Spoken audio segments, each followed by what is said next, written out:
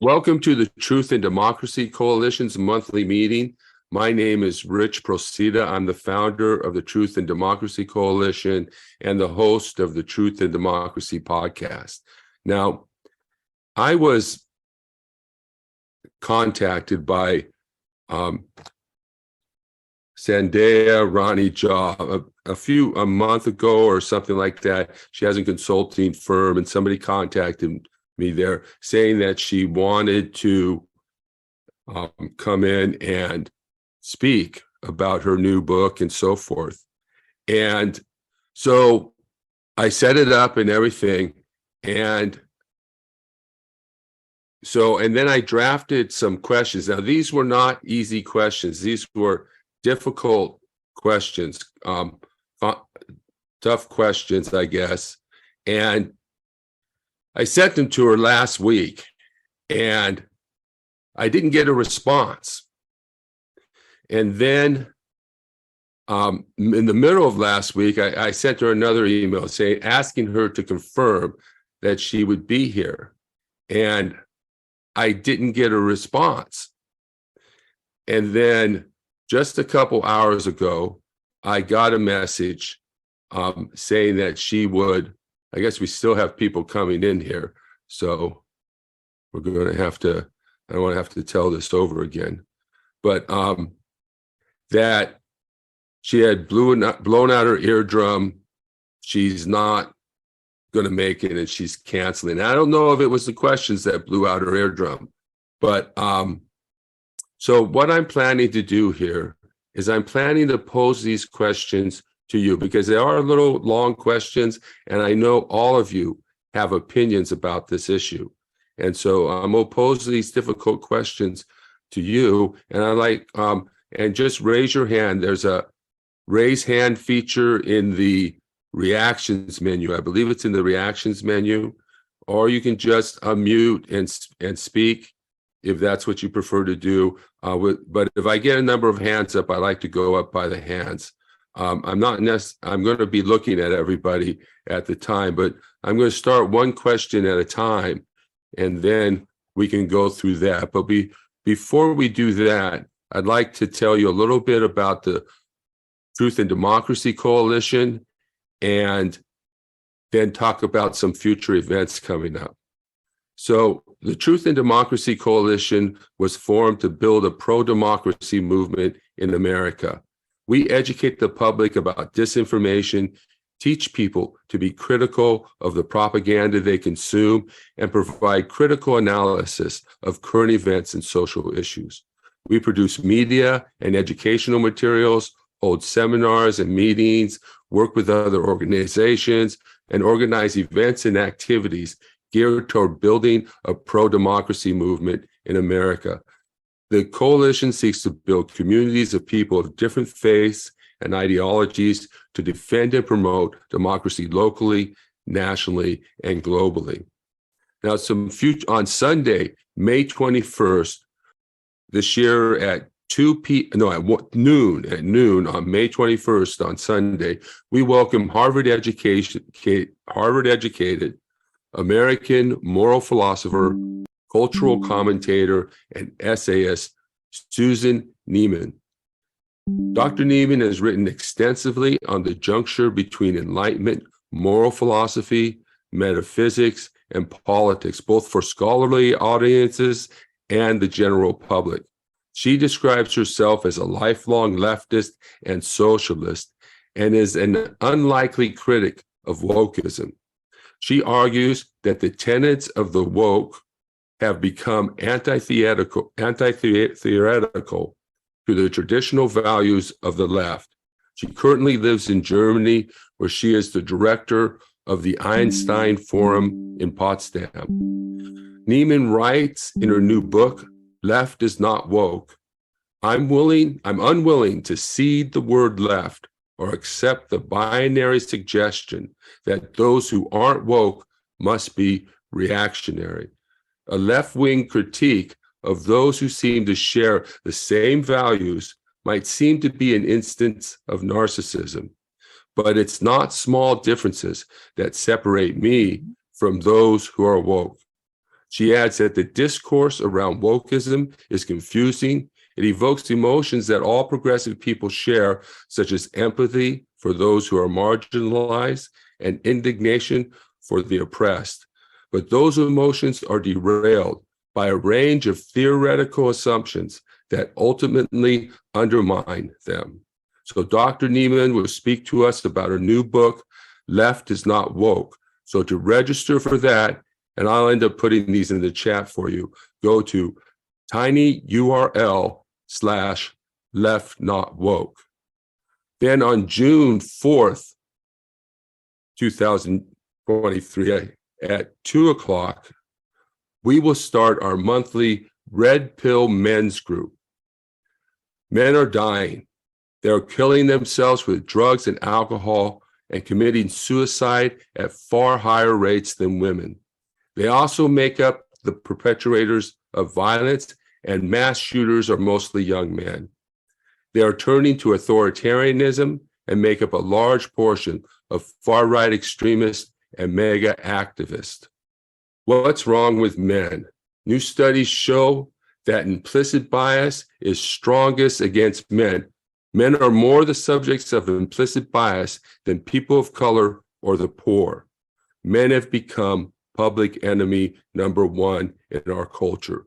They are viewed as dogs and trash, among many other things.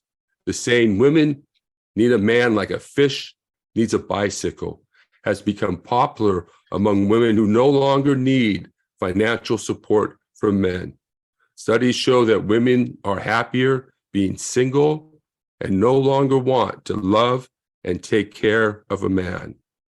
All of this has a profound effect on men. Pining for the past when they had more authority, men are turning to drugs, alcohol, suicide, and authoritarianism. So this is for men. This is a men's support group. So to register for this nonpartisan men's support group, go to tinyurl/redpillmen. Then on June 11th, 2023 at 2 p.m., Richard Procida, that's me by the other way, an early pro-feminist activist, the author of Social Issues in Global Perspective, Pornography, and the leader of the Truth and Democracy Coalition, will lead a discussion about what's wrong with men and what to do about it. A survivor of severe sexual abuse, he will tell his story, address the problems facing men today, and talk about what needs to happen to move men back from the brink and back to sanity. Now let's turn to our discussion. As I was telling everybody, I got an email from Sandeya Rani Jha and her consultation firm asking to be on the show to talk about her new book. And then last week, I sent her the questions. I want to give her enough time. I drafted some questions. These are not easy questions. These are not softballs. These are controversial questions. And I want to give her time to come up with some thoughtful answers. And that's why I sent it to her a week in advance. Now, I didn't hear anything from her. So in the middle of last week, I sent her an email asking her to confirm that she would be here. And I didn't hear back from her. And then just a few hours ago, I got an email. She said she blew out her eardrum and thought she was going to feel better by this time, but she's not feeling better, and she canceled. So as I said before, I'm not sure if it's these questions that blew out her eardrum. But I want to, so what I'm going to do is I'm going to ask you these questions, and then because these are controversial questions and you all have opinions.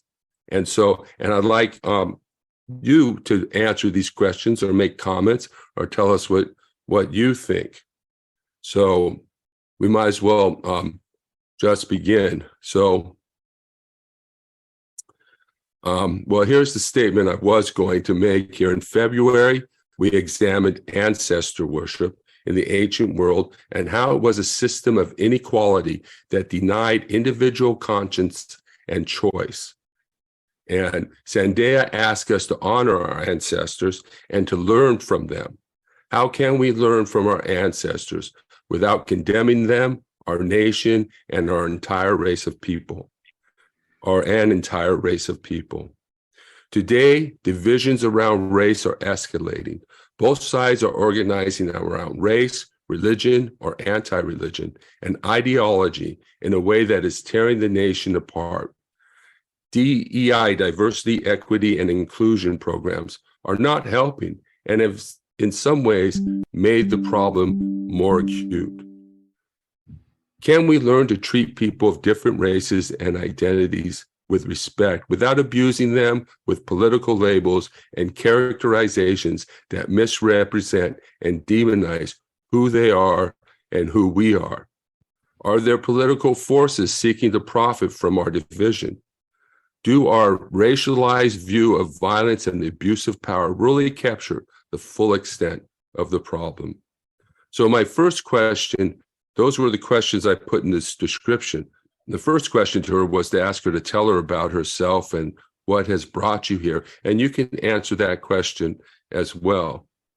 And then I asked the second question, I say, you are a minister. She's a Christian minister, and she cites the Bible in her book. And I see that you use scripture throughout your book. And scripture is the story of our ancestors. All scripture of all religions is the stories of people's ancestors. And the history of religion is also the story of our ancestors, because religion dominated people's thinking throughout most of human history and into today. So what is the role of scripture and religion in freeing our ancestors, as you say, and in the social justice movement? So I've got a number of questions, and about 8 of them. That's number 1 and number 2, and then the other questions. So I'm wondering if anybody here would like to take a shot at one of those questions. Can you repeat the first question? Well, I had the questions in the description, and the first question was just, what brought you to this work? Tell us about yourself. I can answer the first one. What's the first one, Jeffrey? So the question is, what brought you here? Yeah. You did. Oh, thank you. Thank you, Jeffrey. If you don't have an answer to that question, I can move on to the next. And just raise your hand if you want to answer these questions. So, yeah, let me look at the next question here. Okay. As I've said before, liberalism is under attack. The right wants to own the libs, and the left wants to disown them. Here at the Truth and Democracy Coalition, we are working to rebuild the liberal middle. We are working to counter the divisive propaganda coming from both the right and the left, and to defend the Constitution and liberal democracy. Now, Zendaya is a socialist, so she talks about class consciousness in her book, and I assume that it's also part of the diversity, equity, and inclusion curriculum. But not everyone is a socialist or even anti-capitalist. I myself believe that the fundamental struggle is between authoritarianism and liberal democracy. I believe liberalism is the antidote to fascism, and I don't believe that socialism has ever succeeded in any country in the world. The social democracies of Northern Europe are liberal democracies that fully represent the will of their people, and democracy is their defining and most prominent feature. So where do you guys, or where do people who are not and will never be socialists or anti-capitalists go? If anti-capitalism is an integral part of the diversity, equity, and inclusion programs, how are these programs not the promotion of political ideology? And I'd like to say that you guys are free to also ask questions, not just make statements or answer them. You're also free to ask questions. So, Jennifer, it's so great to see you here. So let's. Hi, Rich. Hi, Jennifer. Hi. For people in this meeting who don't know who I am, I met Rich at an event in Whittier that on the anniversary of the January 6th insurrection this year. I spoke on, I guess, the damages that America has had to face since that has happened. And it could be in the form of reparations in trying to repair the Capitol itself, or the rise in hate crimes, violence, deaths because of guns, all of the very just racist rhetoric and divisive rhetoric that has come from the Republicans and the Trumpism that has kind of fueled that event. So I spoke on that event, and that's kind of what brought me here today. And for the second question, how can we respect our ancestors and still continue to promote pro-democracy, I think was the question.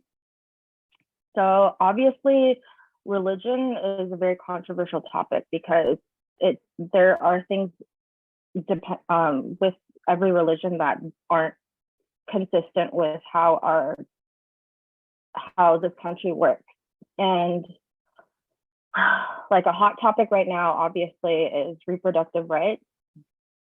And what comes to mind for me when you ask that question was, the Texas lawsuit that has kind of come into the news lately. The people who are suing the FDA for an abortion drug, those are all religious groups. They're Christian Catholic groups that are trying to undermine the rights of women in this country. And while I do want to respect the sanctity of religion itself, I don't think that it belongs in our judicial system and what determines like the rights of the people in this country. But I guess since the question is how can we respect them and still continue pro-democracy, I guess acknowledging that there are differences, but preserving the ideologies of religion, but in a place that's separate from how our country functions would probably be my best answer. All right. Thank you. Thank you, Jennifer. Thank you for participating and for being here and, for supporting us. Group I didn't, meeting I didn't schedule yet is we're trying to put on our January 6th thing. So I'll send you that and we'll do a Zoom steering committee meeting for that so that we can do it. One of the things that I often say is that religion was the first form of politics. And we really created two separate categories during the Enlightenment.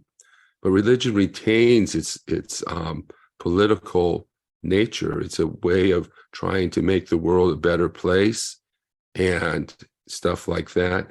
And so I think there is a role for religion and for more religious ideas in the public sphere. So I don't know if you have any comments on that. I grew up Catholic. I have been when I was basically born until I was in 12th grade, I went to church, Catholic church, every Sunday. Even now, I have no animosity towards the institution of religion or church, but I guess where they intersect is kind of where they intersect with politics is kind of where I find kind of like a sore point. But to your point, you're saying that a lot of this country has been based upon principles that derive from religion, like going back to ancient times. There may have been a point where that's all they knew. There was no democracy then. They didn't have any system in place to rely on to give them justice, to protect their rights, to have people to rely on. All they had was religion. And so some of those ideals still exist, not just in our country, all over the world. So to say that religion itself is not, it has no space in politics. Like, I understand what you're saying when you say that a lot of, our, I guess, how we function in this country going back a long time ago was based upon, religious values. So I do understand that. So I guess how I see that being a cohesive, like, happy environment is just accepting that times are modernized, but also just preserving the fact that, people are still looking to have that type of model, or like, even if it's not in the form of religion nowadays, they're still looking to have something to look to give them some type of structure in their lives. Yeah. And like in terms of moral beliefs, like in terms of, like, it doesn't even have to be just in their everyday lives. Like, I could see that could be a really pivotal part of their how they live their lives. So I can talk about this for a long, long time. So, but I'm going to move on to the next person so that we can get people's questions and comments in. And this issue will come up probably again in the discussion here. So feel free to express yourself on this. Thank you so much, Jennifer. And feel free to pop yourself back in if you want to have more comments you want to make. Okay. All right, Anne, go ahead and unmute yourself there. Okay. So the question, the thing with religion. So so on the front, so I came from an Orthodox Catholic background, the whole everything. So I hold two opposing views on the subject of religion. So one is that all religions are the same. There is not one that is more of this or less of that. They all across the planet, all religions are the same.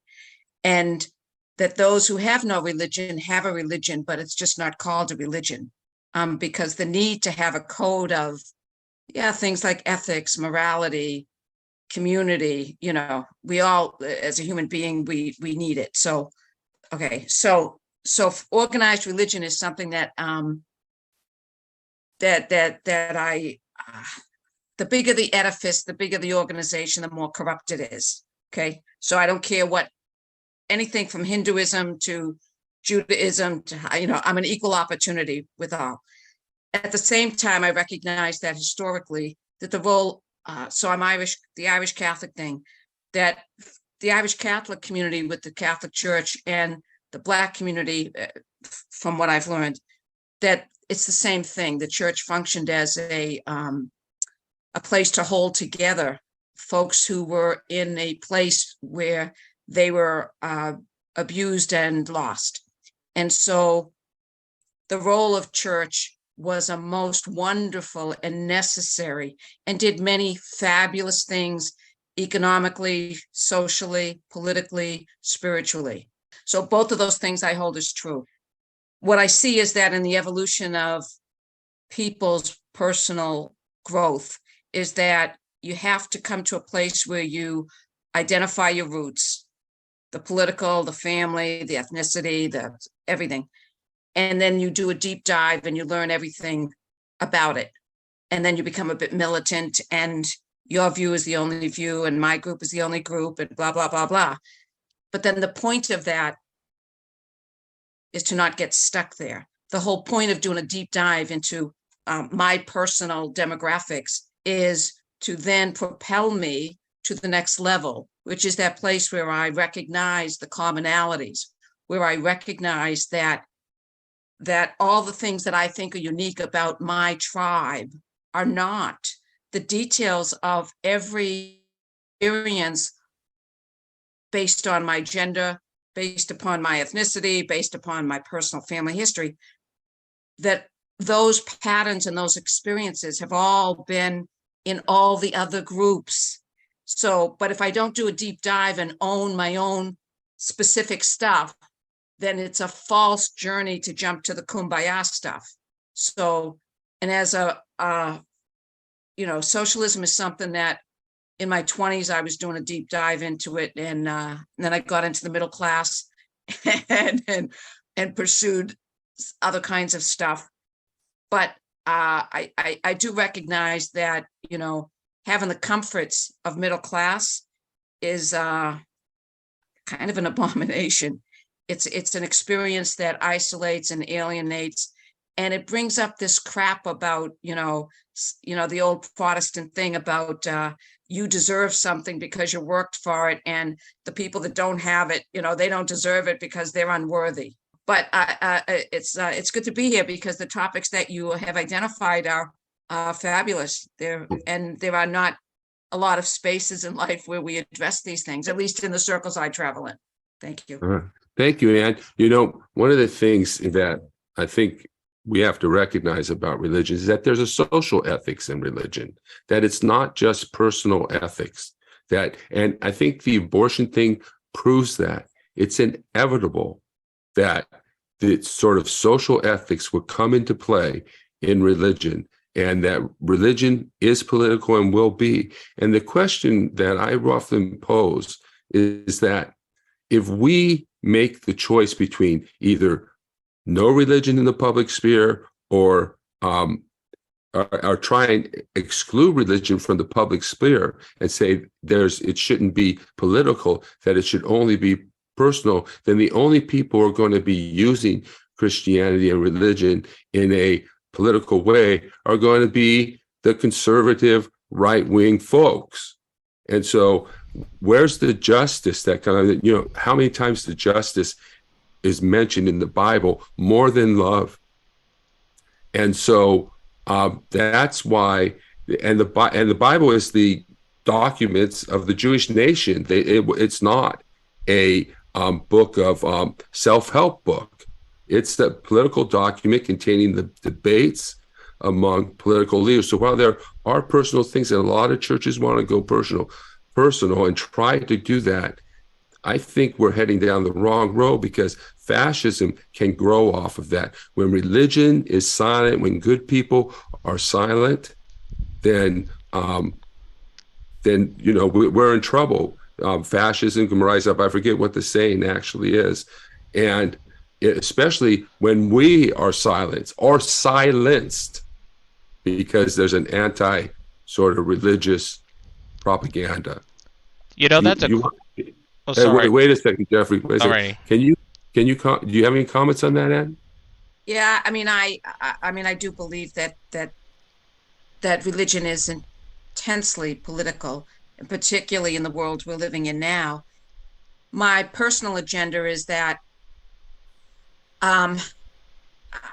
I struggle, and I want to become fluent in being able to speak across the divide, that I want to learn to be able to continue to love the person beyond and behind what is often hateful stuff and ignorant stuff that comes out of people's mouths. Politically, if I am not able to do that, then no matter how good my words are, they're not going to do what I want them to do, because people pick up on vibes much more intensely than they do the words. And so my struggle is, I have firm beliefs on a lot of things, but like the things that I believe in it passionately. And at the same time, I recognize that it's really important that I not hate the person who sees things differently, because if there's ever going to be any hope of making positive changes in this fucked up world that we are living in, I have got to be able to always go to the love of the person, because words in and of themselves, they don't change people. And again, we all pick up on the vibes much more than we do the words. So I don't have answers on it. It's a struggle that I'm with, but to not hate, to be powerful and strong and eloquent and passionate, but to keep learning how to hold on to the humanity of that other person, of those other groups. That's the struggle for me. Yeah, I understand. I think that we've developed an inability to love, and I know that loving our enemies is not very popular on the left, and Christians don't, and conservative Christians don't seem to know how to love their neighbors. So Thank you, Ann. Feel free to come pop back up, okay? Thank you. All right.